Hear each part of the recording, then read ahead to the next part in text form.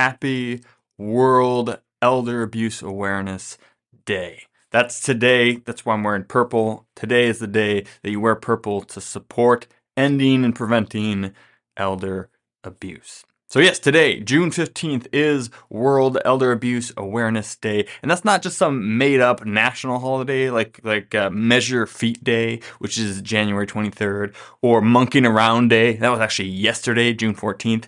This is an internationally observed awareness day that was created by the United Nations back in 2006. So this is an actual day, and the purpose of World Elder Abuse Appreciation Day, according to the founders, is to provide an opportunity for communities worldwide to promote a better understanding of the abuse and neglect of older persons by raising awareness of the cultural, social, economic, and demographic processes affecting elder abuse and neglect. And so elder abuse, it's a big problem. So we're going to take a few minutes. Let's join the whole world and take in just a few minutes to understand a little bit more about elder abuse, and more importantly, how can we stop and prevent it. So there are 7 types of elder abuse. They are neglect, self-neglect, abandonment, physical abuse, sexual abuse, emotional abuse, and financial abuse. All right, and these happen with appalling regularity to an appallingly large number of individuals. And the first 6 are, of course, well outside of my expertise, but they are worth learning about. There will be links in the blog for this post. If you go to retirementmentorship.com/118, it's the 118th episode. You can find some links to some other helpful resources. However, financial is definitely inside the realm of what we talk about. So today we are going to focus on financial elder abuse. And so what we're going to cover is, what is financial elder abuse? Maybe you've never even heard of this before. So what is it? Who commits elder abuse? And how you can stop and, more importantly, prevent elder abuse from happening. So what is financial elder abuse? Well, financial elder abuse occurs when people take advantage of older persons to steal their valuables, use their cash and credit card, or siphon funds away from their accounts, right? This happens in a variety of ways, right? They can abuse their positions of trust to get close to people and to gain access to their physical valuables or their physical cash or card. They can perhaps gain access to their passwords to their accounts, or in other ways, transfer money out of their accounts into their own. And so there's lots of different ways that abusers can take advantage of those who are older, and a lot of times they are trying to take advantage of maybe someone's diminished capacity to pay attention or to understand technology. And obviously, people are all over the spectrum and all kinds of things. And so we're not saying this will happen to everyone, or that this, but there are obviously a lot of people that this has happened to, and there are horror stories out there. And the financial abuse has led many to be financially destitute, and has caused significant emotional damage to them as well. And so when you think of who might commit elder abuse, a lot of times you might think it's probably strangers, just abusing random older persons, but that's not usually the case. And in fact, according to the National Center for Elder Abuse, 53% of cases involve family members. Yes, family members taking advantage, financially abusing people in their own family, grandparents, aunts and uncles, those types of things. And so, sometimes it's through gaining access to the funds directly. Sometimes it's through emotionally manipulating family members into supporting them or giving them money. And so family members often exploit the relationship that they have with older family members to take advantage and to steal their money. The second category of abusers includes professional abuse, right? Elders often, they give attorneys, managers, financial professionals a lot of trust to help them manage their money, help them manage their funds. And this trust must be placed in the right kind of professionals, the right professionals. And many have been burned by the wrong kind. And professional abuse by financial professionals strikes home for me, being a financial professional. So I want to spend a little bit more time on that. But let's look at the other 2 categories first. The third group of people that often commit financial abuse are caregivers, right? Caregivers in nursing homes and hospitals and in-home care situations, they often can use the physical access that they have to older persons to, or emotional access as their daily companion to, right, either just outright steal money or again, try to manipulate them and encourage them to give them money or to alter wills or to do these types of things to get more funds for themselves. And the last category finally is stranger abuse, right? And I don't know if you've ever, received an inheritance via email from a Nigerian prince or won a sweepstakes of $100,000 that you never actually entered, or maybe you, received a request asking you to resubmit payment information to keep your utilities on, and the request came from Energy Company 8229 at gmail.com, right? Which is obviously an absurd email, and none of these are true. And most of us, a lot of people can detect these blatantly scam emails, and we just delete them, or hopefully a junk mail filter clears them out. But elders suffering from diminished cognitive capacity are more susceptible to these scams, right? And so scammers, particularly online, are creating increasingly sophisticated scams, and a lot of them are targeted at the older populations because they have more success there, if you want to. Social Security and Medicare scams and attempts to gain access to people's financial accounts are big problems. And so, that's the categories, right? Family members, financial professionals, strangers, and caregivers. And I want to, again, just look real quick back at the financial professionals one, right? Because financial advisors, financial services, like a lot of these people are given a lot of trust when it comes to finances. And these professionals committing these financial abuses is a serious problem. And the Securities Exchange Commission, or the SEC, the Financial Regulatory Authority, or FINRA, they take this very seriously, right? So the state commissions and all these different bodies, they are very serious about elder abuse. And so are the compliance departments of all the major firms out there, and they really want to crack down. So, annual training around detecting and stopping elder abuse is often required for pretty much all firms, for pretty much all professionals, and yet the abuse still happens, right? And there are two types. One's the illegal financial abuse, right? And this is what you probably are thinking of if you think of financial advisor abuse. And these are, like advisors embezzling funds from client accounts or blatantly, doing other illegal things, right? And while terrible things like embezzlement still happen every once in a while, most of them can be avoided by just having your money with a trusted custodian, which we'll talk about more in a little bit. But there are other types of illegal abuse as well, such as churning, right, where a financial professional will continually and repeatedly recommend that the client moves their money around to different investments and different products so they can keep generating commissions for themselves. That's totally illegal. You're not allowed to do that. Or borrowing client funds, borrowing it from one account to supplement something else. There's a lot of these totally blatantly illegal things that some financial professionals have done in the past, and there's a lot of laws and stuff, and a lot of regulation, a lot of oversight to make sure these things don't happen again. But they still happen every once in a while. But there's also what I'm going to call legal financial abuse, and these are things that are technically not illegal, and therefore it's much harder to see. Right? They're technically not a crime, but they're definitely unethical. Right, and while it's not just used on elders tend to be more susceptible to these types of financial abuses. And the most common kinds of these are that I see are in the recommendations of really bad products. Right, these products often have very high fees and even higher commissions for those who are recommending them. And I've personally seen a case, right, where a local advisor tried to sell an income annuity to an 85-year-old. Right, and what an income annuity is you take a big lump sum of money and it turns it into an income for the rest of their life, right? Just a flat income that'll pay out for as long as the person lives. But as soon as you do that, right, the moment they sign the paper and that's submitted, that lump sum is gone. And they cannot get it back. And if they pass away, like, maybe sometimes they get some of their money back or whatever, but like you can't, it's an irreversible decision. And it'll pay this out for as long as this person lives, but this person would have had to live to 105 to even break even on this money, let alone actually earn any money and actually have it be a good product. The advisor would have gotten paid up front right away and got that huge commission, so it wouldn't have mattered to them so much. But again, just these things where, again, that's technically not illegal, but that should never happen, right? And you know, to be sold a product that you don't maybe fully understand, or to be hidden from better solutions and better strategies, and it's in my opinion financial abuse. And luckily in this case, right, the compliance function of that firm caught it and they just shut it down. They just denied it and said, no, you can't sell an income annuity to an 85-year-old. And so again, there's a lot of oversight and things that can help make sure that these things don't happen, but it's even just the fact that these things are still attempted are a big problem. It's cases like this, right, that fire me up because they destroy the victim's finances and diminish the public's trust in financial advice. And so there's a lot of people that aren't seeking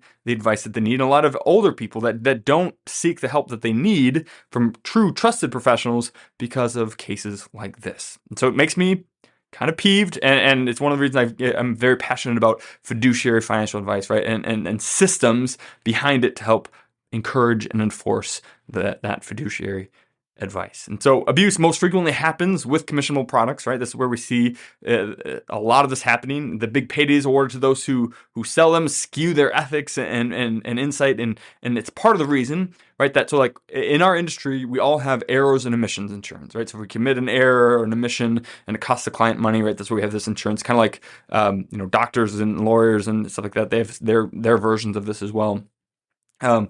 But the errors and omissions insurance is 3 to 5 times more expensive for people who sell commissionable products than it is for fee-only financial advisors like me, right? And so when I used to work for a big broker-dealer where we could sell commissionable products, I paid, I think it was like 4.5 times more than I'm currently paying for that insurance.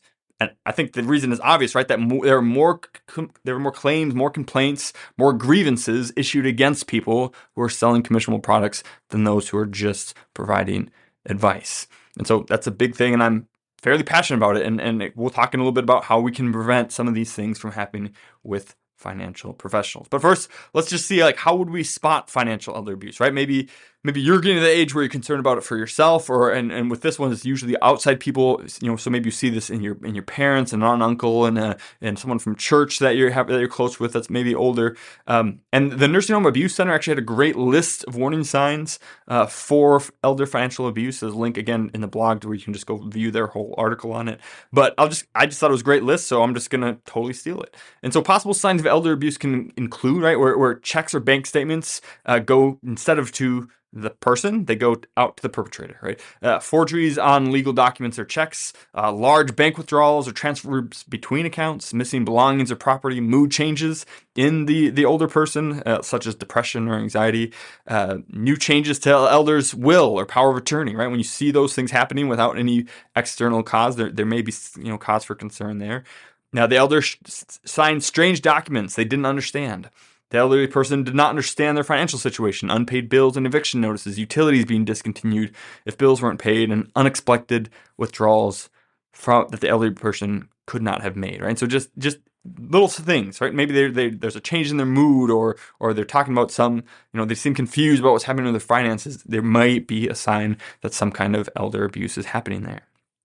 And you can detect the actual abusing person by some of the things that they might be doing, right? So perhaps there's this new person is suddenly referred to as the new best friend to the older, or by the older person, or they charge too much for products and services to meet the elderly person's needs, right? And again, we're just kind of talking about that with financial professionals selling really highly expensive, high commission products that they don't really need, but it's easier to get away with someone who maybe can't do the calculus on their own. Force the elder to change their will or bank accounts, have financial problems of their own, make a lot of new financial decisions for the elders. And maybe also you notice that someone in an older population is asking someone else repeatedly for financial advice that's not a professional, right? Just a friend or a family member, those kind of things, and that just seems out of the ordinary to you. Maybe they offer a strange explanation about the older person's financial situation, right? They are the ones like, oh, well, don't worry about that. There's this, and this, and it just seems off. Or they show a strange interest in how much the elder person is spending, right? That can be a big thing when you see someone who's really trying to prevent an older person from spending money and saying, oh, you shouldn't do that, you shouldn't buy that. Like a lot of times maybe they've gone in there and they've changed the will to get to themselves. And so they're trying to keep the older person from spending money so that they get more when they pass away, or a whole host of other things. Or maybe they're using the elder person's credit cards without them knowing. Maybe you see them, the possessions or property of an older person without their permission, or using a trusted position in a way to gain confidence to the elderly person. So if you see any of these signs, right, speak up. There are ways that you can report these. And so you can report elder abuse to adult protective services, right? These are state specific things. So if you just Google adult protective services, Google should pull up the one for your state. And so, in Wisconsin, it'd be Wisconsin's adult protective services, and whatever state you live in, that's the one you would go to. Financial institutions such as banks or custodians. Again, if you think that there may be fishy things going on with their bank, or with again, these banks, these custodians, they take elder abuse very seriously. And so you can always report suspected elder abuse directly to them, and they've got all their own protocols for how they investigate that and see if that's happening. Law enforcement, of course, you can always report to them. Or if it's in a care facility, right? If someone's in a nursing home and you think there may be elder abuse, you can report it to the ombudsman, which is someone that obviously is there to investigate potential complaints and those types of things. And so any of those things are a great way to report if you suspect. And again, even if you're wrong, right, it doesn't hurt to report it. It doesn't hurt to have someone who has greater access actually get in there and make sure that nothing fishy is going on. So if you see something, say something. So how to prevent it, right? So if we see all these things, maybe we can stop financial abuse in its tracks and cut it off. But it's much better to prevent financial abuse than it is to stop it, right? And so an ounce of prevention, of course, is worth a pound of cure, and in this case, it may even be worth a ton. So depending on your demographics, right, you may need to do some of these things for yourself, or maybe you have aging parents or something else that you want to make sure that these things are being done for. So there's 6 things that we can do to prevent financial elder abuse.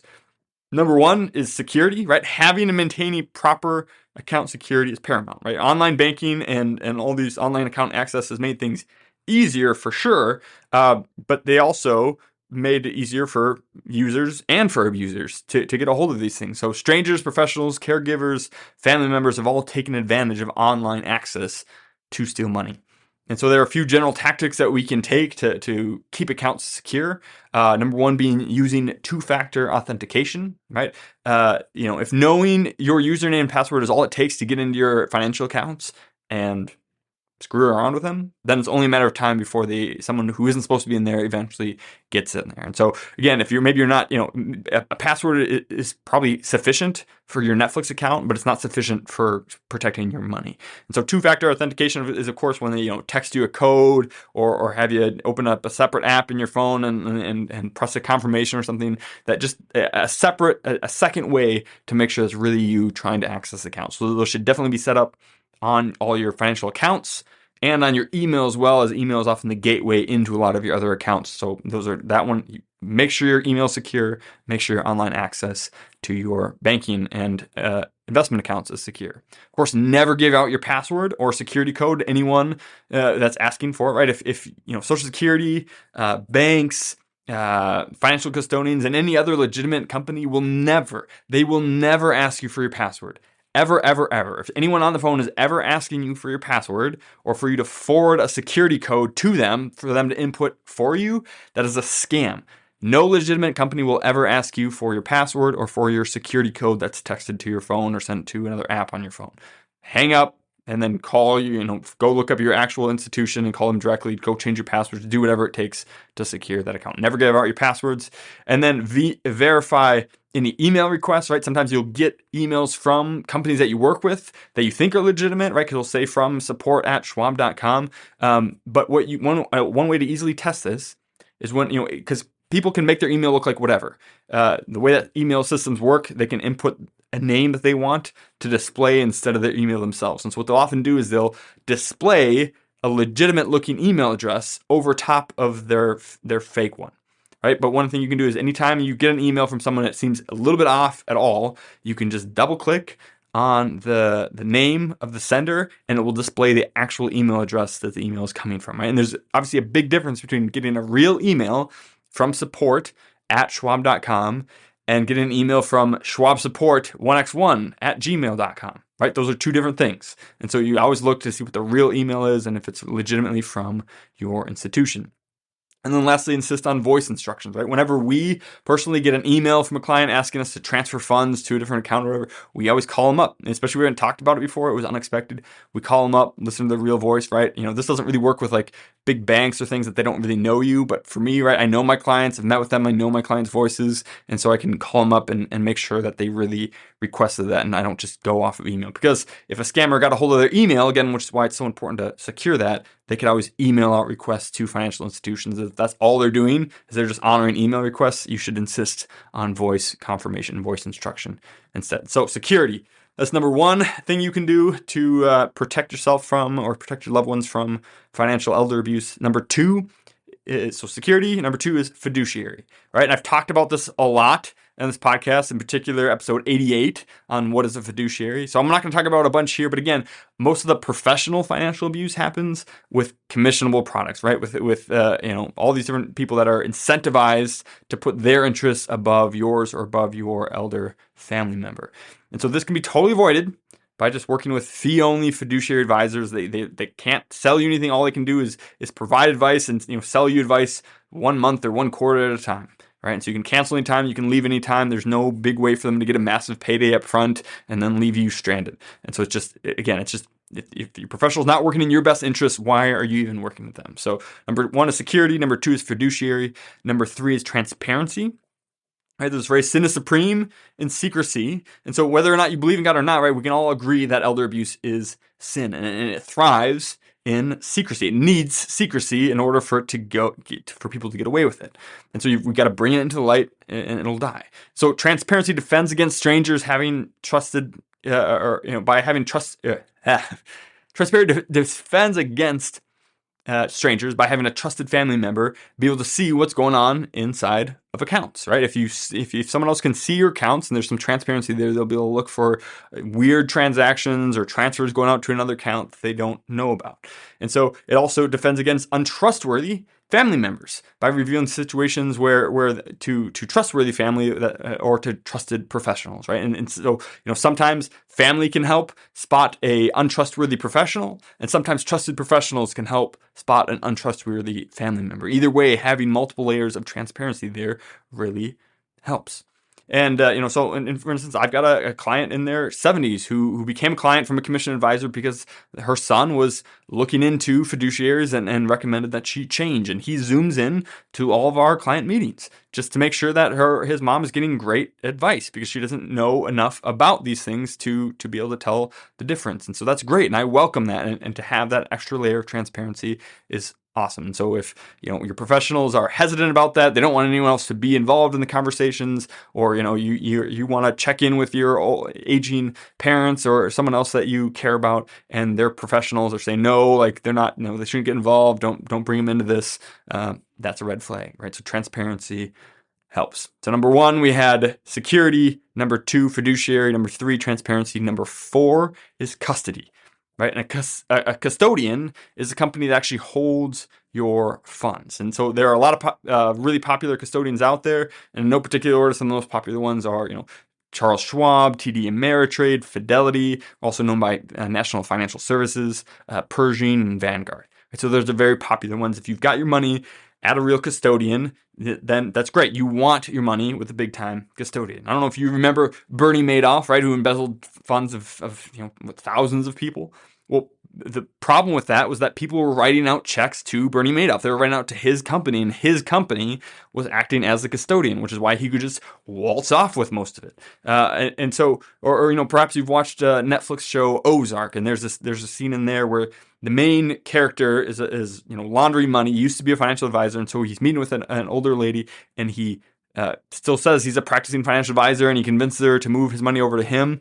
And then the next scene, he's promptly stealing it. Right, and shoveling it off into something else. And a lot of people are like, can they do that? Like that seems way like, I don't want to work with a financial advisor if they can just steal my money like that. No, not if you're working with a real one, right? The only reason he can do that is because she transferred her money directly to him. And so your money should always be held with a trusted and reputable custodian, not with the person who's directly giving you advice on it. And again, all the main firms, everyone does this who's doing it legitimately. And so it shouldn't be a problem. But if you ever, if you're not working with a name brand themselves, like, my firm, Lacrosse Financial Planning, like, it's not a national name, right? You wouldn't know that for sure. And so again, if you or someone you trust is working with a financial professional and they're working with a company that you don't know the name of, right? Then just make sure that they are indeed using a custodian that you do know the name of, or that you can look up and find very easily. Like we use Charles Schwab. We're very happy with them. They've been an awesome custodian. And so, you get the local attention of someone who actually knows you and knows your voice and knows your situation.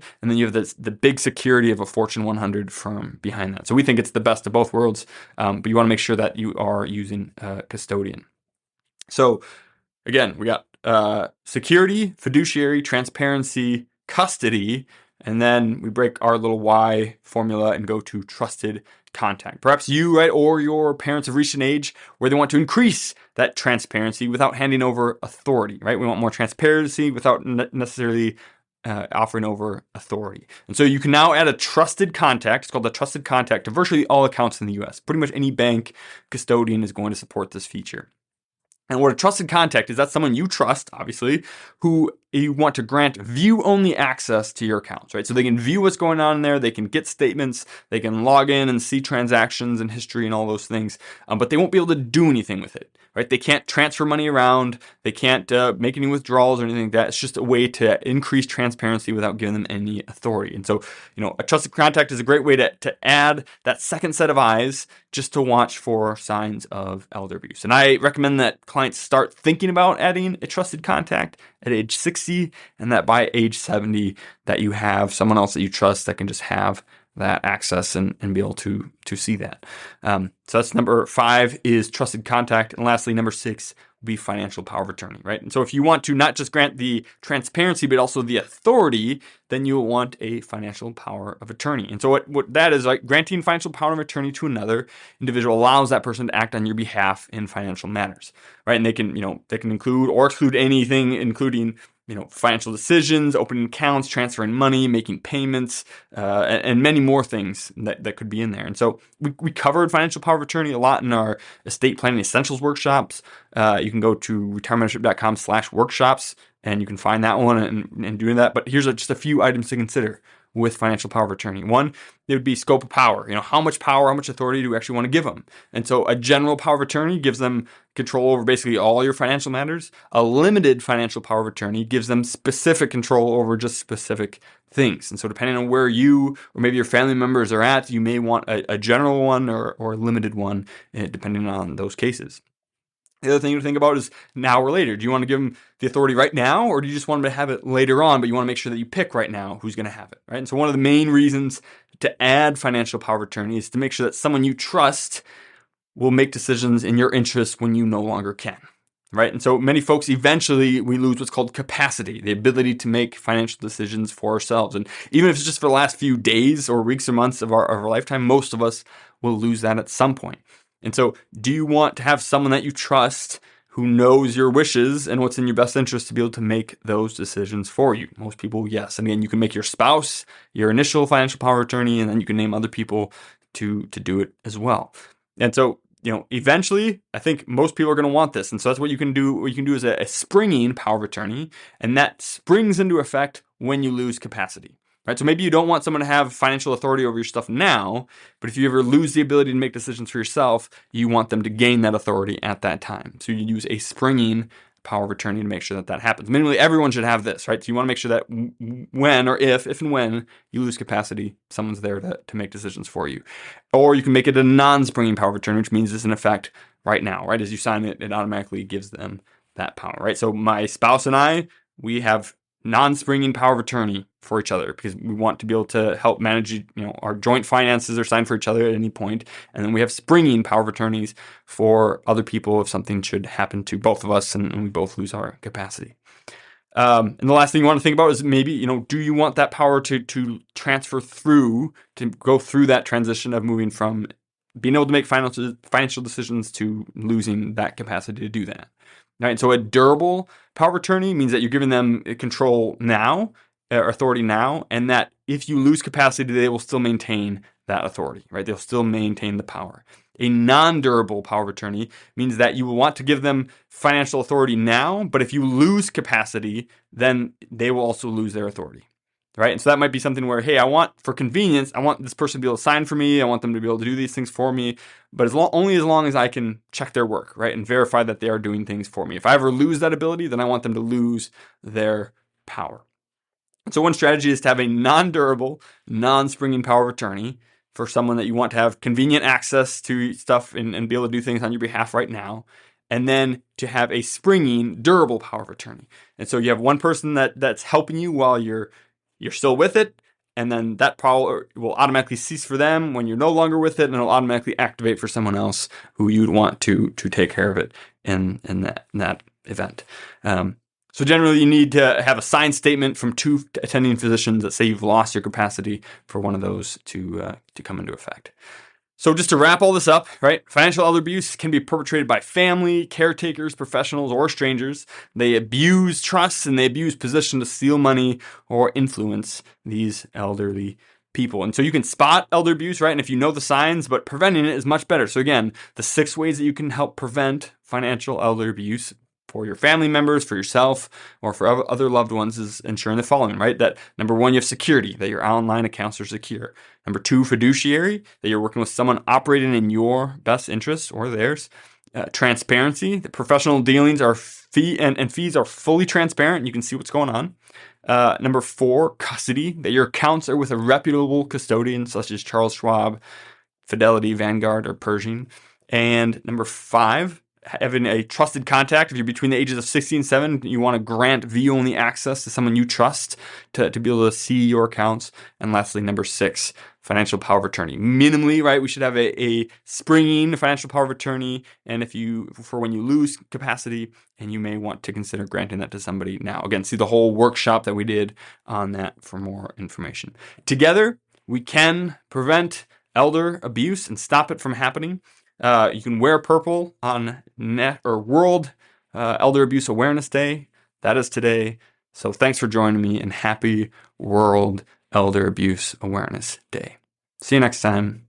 Cheers. If you enjoyed that, you would love being part of our free membership community. It's called Retire Membership, and it has a host of benefits, all for free. For example, you can always buy my book, 3D Retirement Income, on Amazon. But if you join us at Retire Membership, we will send you either a hard copy or paperback for free, provide the ebook and the audiobook so that you can listen to it if you don't have time to read it. In addition to that, we'll also provide you with a bunch of content that you can't get anywhere else. For example, we have our quarterly Retire Mentorship magazine, which comes out quarterly and has no ads whatsoever. It's just timely content to help you stay the course. We also have workbooks for our free online workshop to help you get the most out of those, flowcharts to help you make better decisions, and a weekly email to provide timely content that you can unsubscribe from at any time. We never ask for any payment information, and we never share your information with anyone else. We just want to provide timely content and help you stay the course to retire successfully and stay successfully retired. There's no reason to wait, so join us now at retiremembership.com, where you can click in the link in the description and it'll go right there. We can't wait to see you in the community. Cheers. This podcast is educational only and is not investment, tax, or legal advice.